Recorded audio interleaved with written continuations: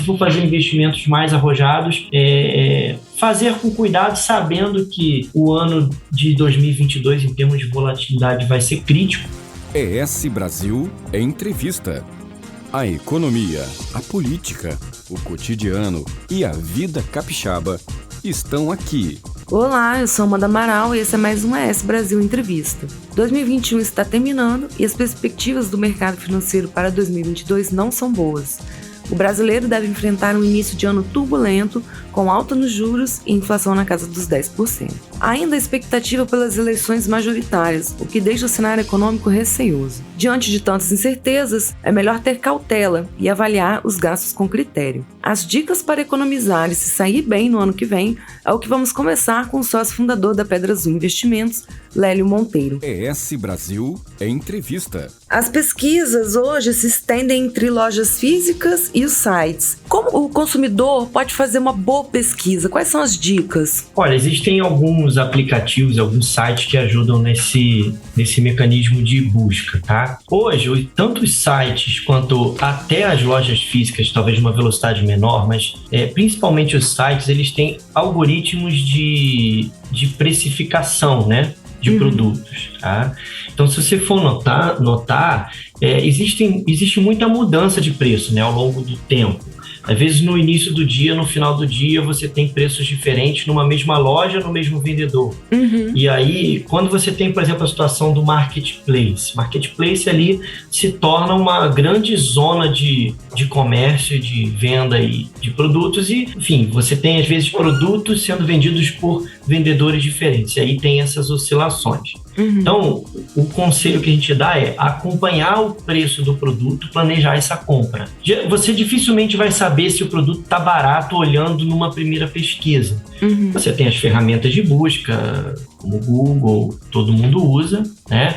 Tem outros sites também de comparação de preços que são úteis. Tá? Alguns sites vão também fornecer histórico de preços. Isso é interessante porque você consegue ter um parâmetro de quanto aquilo custa ou custou no passado. Nos últimos tempos as coisas ficaram mais caras por causa de elevação do dólar, por causa da inflação. Mas você ainda consegue traçar uma linha, preço é uma linha. E esse preço vai oscilar em torno de uma média. E o ideal, se você planeja a sua compra, é você tentar comprar esse produto abaixo da média histórica. Quando é vantajoso pagar à vista e quando é vantagem pagar no cartão? Porque a gente está vivendo, como você comentou, um momento de alta dos juros, né? Inflação na casa dos 2 dígitos. Como que o consumidor pode avaliar isso hoje? Não tem outra forma senão, eu diria, fazendo conta. A gente vai ter que fazer uma conta simples para que isso possa ser feito de uma forma prática. Depende, por exemplo, do preço à vista comparado com o preço a prazo, ok? Depende também da quantidade de parcelas comparado ao desconto dado à vista. Se o desconto for atrativo para aquele número de parcelas que estão sendo colocadas ali, de repente 6, 10, 12 vezes, o mercado chama sem juros, mas nunca é sem juros, né? A gente precisa ter essa consciência. É sem juros porque não há mais acréscimo além daquele valor que está declarado, tá? Mas geralmente um desconto acima de 10% para um parcelamento de até 10 vezes é vantajoso, considerando que hoje você tem uma taxa de juros aí que já está, na próxima elevação vai passar de 10% ao ano. Quando você fala assim, quando é vantajoso comprar cartão, quando é vantajoso comprar boleto? Depende do preço, tá? Às vezes o boleto pode ser um pouco mais barato que o cartão. O que você observa é que muitas vezes o cartão, o boleto e o Pix estão no mesmo valor. E aí no cartão de crédito você pode ter vantagens do cartão, ou milhagem, ou cashback, ou alguma coisa específica para fazer com que esse preço fique mais atrativo. Uma coisa que eu vou lembrar também é o seguinte, gente, pagar no cartão tem uma certa segurança a mais do que, por exemplo, pagar no boleto ou pagar no Pix, tá? Existem sites que às vezes são fraudados, né? Vocês já devem ter ouvido falar nisso. Aí Sim. Você vai lá, emite um boleto e faz um Pix e o recurso chega e nunca mais você vai ver ele de volta. Se for pelo cartão, né, a operadora ela pode agir aí como um moderador e, enfim, você abrir uma ocorrência e existe um processo para isso, tá? Então, assim, eu prefiro o cartão quando é o mesmo preço por causa dessa questão. Acho que faz mais sentido e por causa dos benefícios do cartão. É lógico que, se você encontrar um desconto ainda maior no boleto em uma loja de confiança, de nome, eu acho que você pode fazer essa compra por essa via, no Pix ou qualquer forma que tenha sido feita hoje em dia. Outra coisa, você me perguntou, quando vale a pena? Eu diria que sim, 10% de desconto, até 10 vezes ok. Se você colocar ali um parcelamento de 3 a 6 vezes, talvez um desconto de 5% já possa valer a pena, tá bom? Para facilitar essa conta. Se a taxa de juros aumentar, aí esse percentual tem que aumentar de desconto.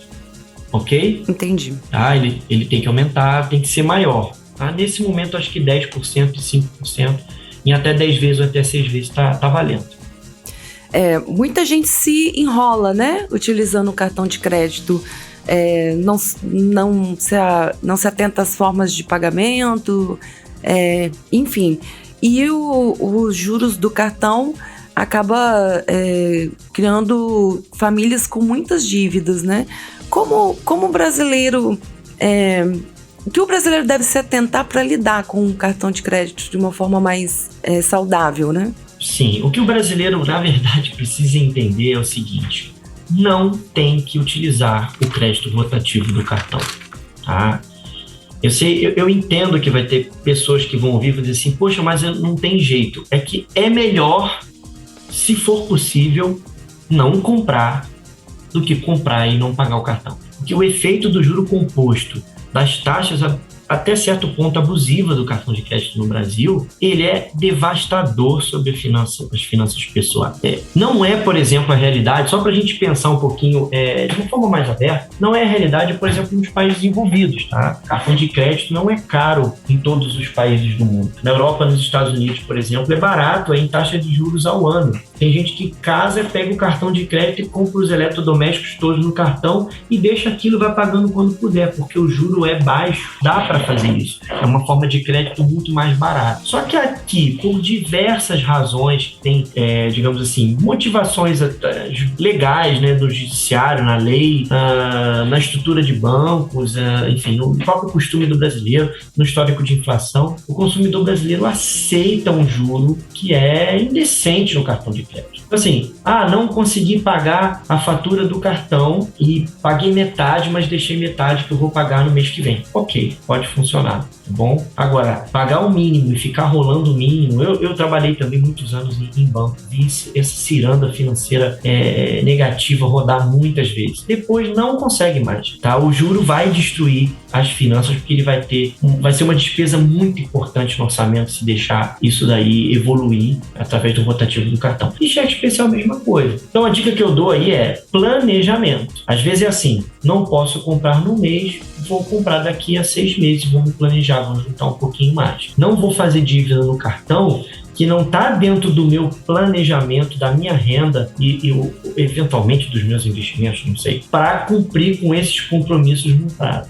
No final de ano, muita gente recebe o 13º salário, né? Boa parte da população. Quais as dicas para fazer esse dinheiro que entra, né, na conta do brasileiro no final do ano? Muita gente entende como um dinheiro extra. Como fazer um bom uso do 13º salário? Eu daria, vamos dizer assim, 2 caminhos, que vai depender da situação da pessoa, né? Das finanças dela, como ela está nesse momento. Se ela tiver dívidas, o 13º entra para pagar a dívida mais cara. O que não pode é a gente pagar a dívida mais cara e refazer essa dívida em janeiro, né? Aí não vai dar certo. Pegar o cartão, de repente está consumindo, ou o cheque especial. Se não for isso, tem pessoas que são avessas a ter cheque especial porque não querem perder o controle, mas tem alguma outra dívida, ou um CDC, por exemplo.